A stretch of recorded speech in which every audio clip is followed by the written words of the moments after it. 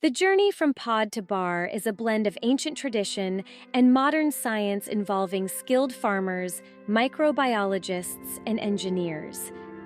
Let's peel back the layers and see how this fruit becomes the treat we love.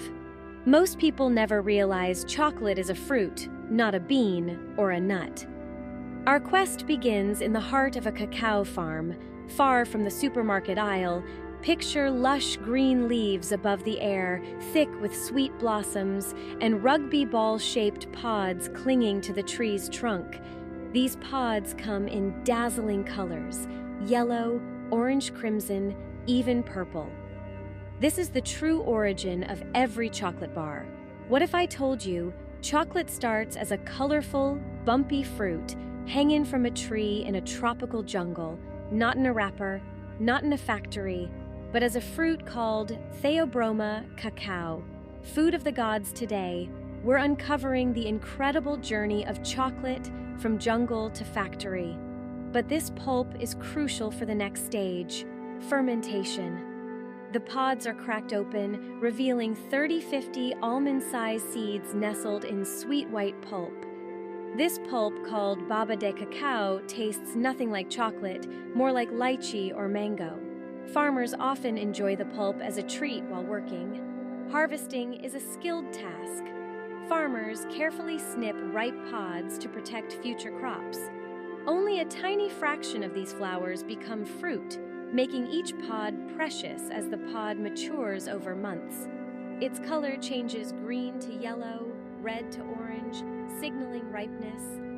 The cacao pod's life starts with a tiny, delicate flower pollinated by minuscule insects called biting midges. Next stop, the factory, as they dry beans turn from pale purple to rich brown, finally smelling like chocolate. Now they're ready to be shipped worldwide. Once fermented beans are sun-dried for up to 2 weeks, reducing moisture and preserving them for travel. Without fermentation, chocolate would taste bitter and astringent. This process breaks down proteins and carbs, creating the complex flavors we love. Beans coated in pulp are piled into boxes or heaps, where wild yeasts and bacteria get to work for 5 to 7 days. Yeast feast on sugars, creating alcohol and heat. Then bacteria turn alcohol into acetic acid, triggering chemical reactions inside the beans. Here's where chocolate's flavor is born: fermentation onto conching, tempering, and molding. Let's see how this liquid becomes the chocolate bar. You know, from here, the real transformation begins. This intense, bitter liquid is the foundation for all chocolate types: dark milk and white. The nibs are ground into a thick, dark liquid called chocolate liquor. 100% pure, unsweetened chocolate nibs are the pure heart of the bean, packed with flavor and cocoa butter. After roasting, beans are cooled and cracked in a winnower, separating the papery shells from the cacao nibs. Only the best beans are roasted in giant drum roasters, unlocking deep flavors through the Maillard reaction. The aroma is intoxicating. The beans arrive at the factory where quality control experts inspect them for color and aroma and proper fermentation. The final steps are all about presentation and protection. The result: perfectly formed chocolate ready for wrapping. Molds are vibrated to remove air bubbles, then cooled to solidify the chocolate. The liquid chocolate is poured into molds, bars, pralines, or fun shapes tempering machines ensure perfect crystal structure in the cocoa butter.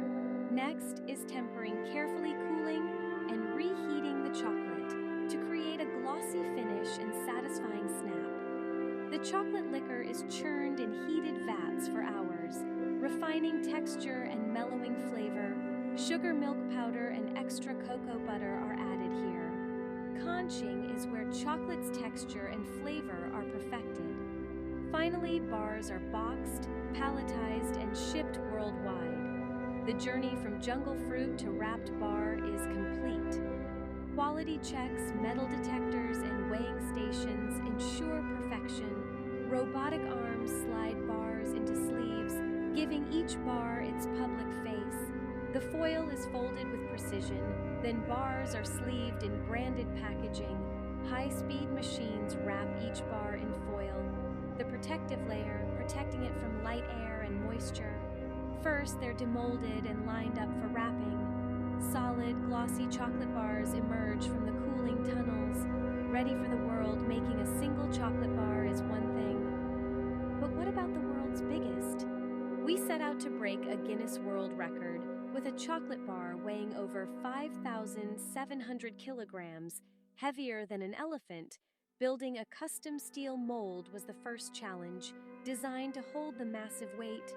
We melted and tempered thousands of kilos of chocolate, pouring it into the mold with industrial mixers, heated pipes. Cooling such a giant bar required a custom tent and 3 days of cold air. Finally, we unveiled a perfect glossy 4x4-meter slab. The Guinness adjudicator confirmed the record, 5,792.5 kilograms. This was more than a giant sweet.